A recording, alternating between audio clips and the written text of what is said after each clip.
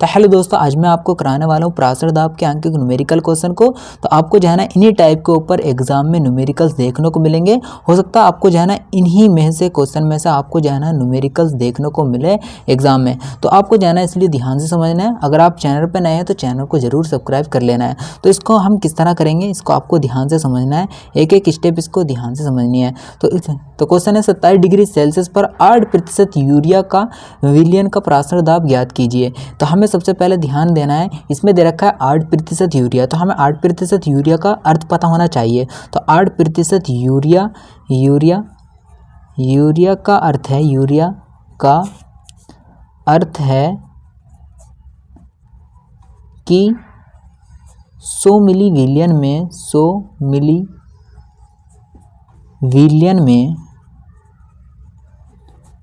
में 8 gram urea है, 8 gram urea है। यानी 100 मिली विलियन जो है उसमें 8 ग्राम जो है ना हमारा क्या है, यूरिया है। तो हमें यहाँ से क्या मिली, W की वैल्यू मिल गई है। यहाँ से W बराबर कितना है, 8 ग्राम मिल जाता है। और V का मान भी हमें मिल जाता है। V का मान कितना है, V का मान है 100 मिली।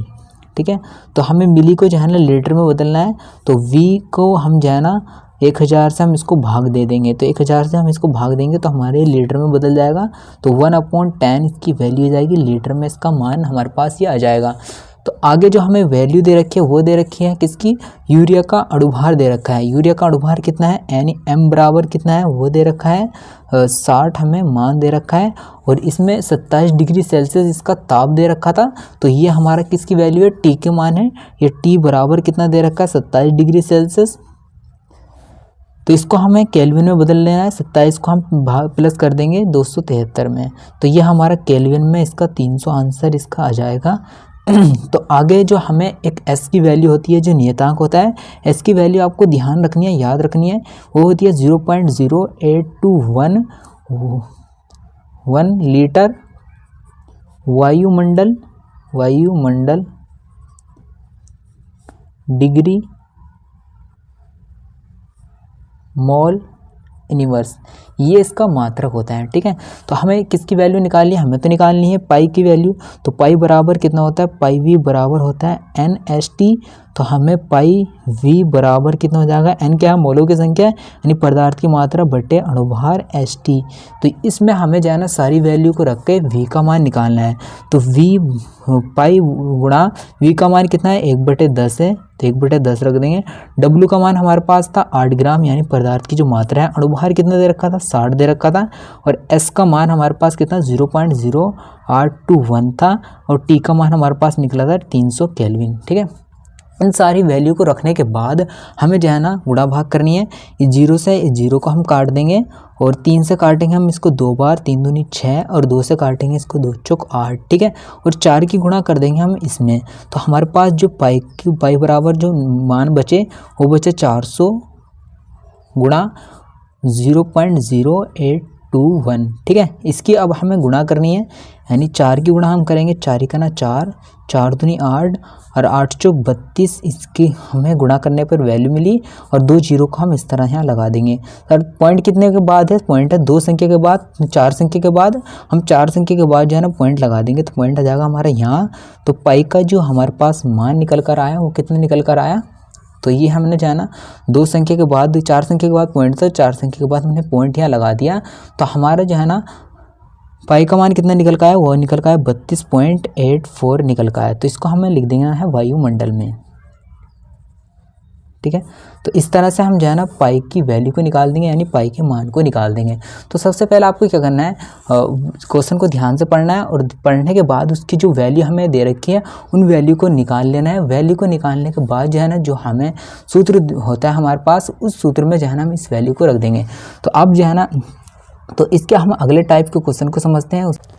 तो ये रहा अब हमारा दूसरा क्वेश्चन, इसको हम पढ़ते हैं। तो यह 27 डिग्री सेल्सियस पर डेसीमोलर यूरिया का प्रासरण दाब ज्ञात कीजिए।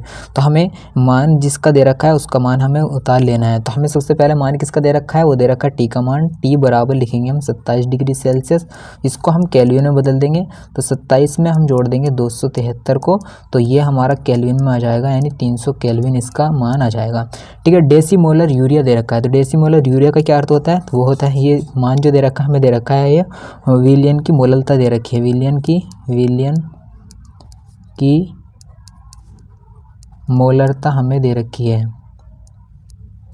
बराबर कितना दे रखा है, वो दे रखा है डेसीमोलर। डेसीमोलर क्या होता है, 1/10 मोल ये होता है। तो एस की वैल्यू कितनी होती है, एस की वैल्यू जो होती है 0.0821 ये होती है।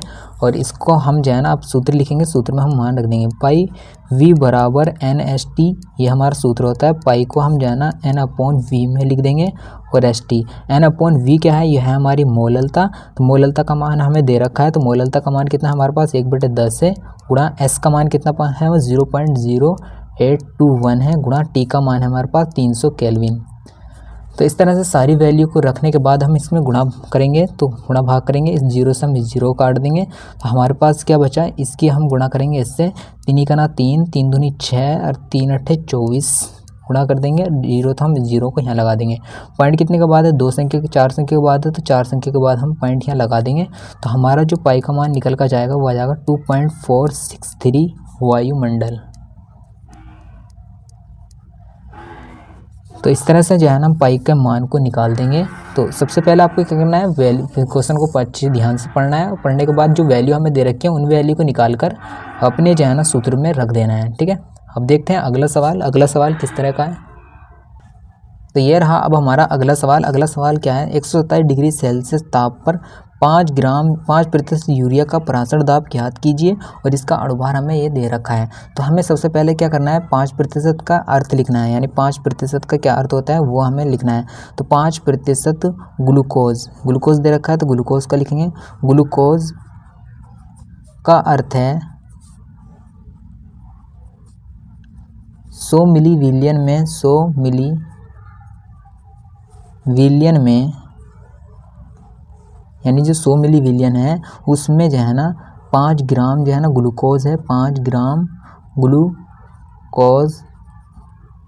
ग्लूकोज है, यानी 5 ग्राम जो है ना इसमें ग्लूकोज है। तो हमें यहाँ से W का मान मिल जाता है, W बराबर कितना मिल जाता है, 5 ग्राम यहाँ से मिल जाता है, और V का मान भी हमें मिल जाता है। V का मान कितना है, 100 मिली मिल जाता है।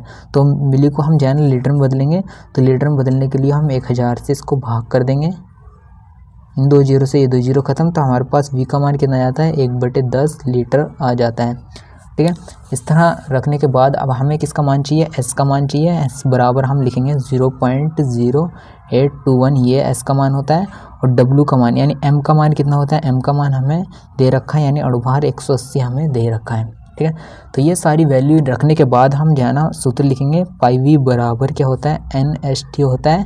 तो पाई V बराबर N क्या होता है, मोलों की संख्या यानी पदार्थ की मात्रा बटे अणुभार ST।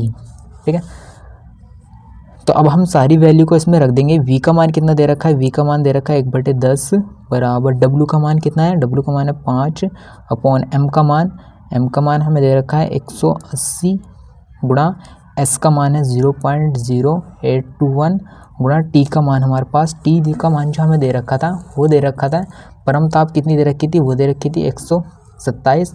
तो एक T बराबर हम लिखेंगे 127 को हम जो है ना केल्विन में बदलने के लिए 273 से हम इसको भाग देंगे, वो प्लस जोड़ देंगे, तो हमारे पास कितना जाएगा, यह जाएगा 400 केल्विन आ जाएगा। तो टी का मान कितना है हमारे पास, 400 केल्विन है।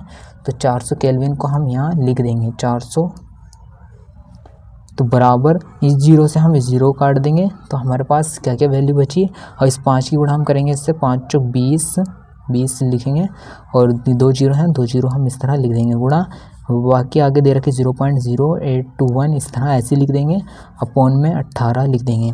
ठीक है, इसको जब हम सॉल्व करेंगे किस तरह करेंगे, तो अब हम 2 की गुणा करते हैं, इससे 2 का ना 2, 2 दूनी 4, 2 अट्ठे 16, 2 अट्ठे 16 और जी 2 3 जीरो है तो 3 जीरो हम इस तरह से लगा देंगे। और पॉइंट देखें कितनी बाद है, 1 2 3 4 संख्या के बाद है, तो 1 2 3 4 संख्या के बाद हम पॉइंट लगा देंगे। अपॉन में लिखेंगे 18। अब इससे इसको भाग देंगे, कितना जाएगा, इससे 18 से इसको भाग देंगे तो कितना जाएगा, 18 नंबर होता है 162, बचे 2 हो गया 22, 18 का ना 18 बच्चा 18 का ना 18 बच्चे 4 हो गया 40, 18 दूनी 36। तो इस तरह से हम इसका पॉइंट के बाद 2 संख्या काफ़ी होती हैं, तो पाई का मान हमारे पास 9.2 वायुमंडल आ जाता है। वायुमंडल ये पाई का मान हमारा निकल जाता है। तो इस तरह से हम जो है ना पाई के मान को निकालेंगे, पराशर दाब के न्यूमेरिकल को हम इस तरह कर देंगे। तो बहुत इंपॉर्टेंट होता है एग्ज़ाम में ये पराशर दाब निकालना। तो आपसे जो है ना ये पराशर दाब आना चाहिए एग्ज़ाम में, हर साल ये जो है ना इसी टाइप के ऊपर क्वेश्चन मालूम किए जाते हैं। तो इस तरह से जो है ना आप पराशर दाब के न्यूमेरिकल्स को कर देना है। तो आपको वीडियो अच्छी लगी तो लाइक करना है, और चैनल पे नए हैं तो चैनल को ज़रूर सब्सक्राइब कर लेना है।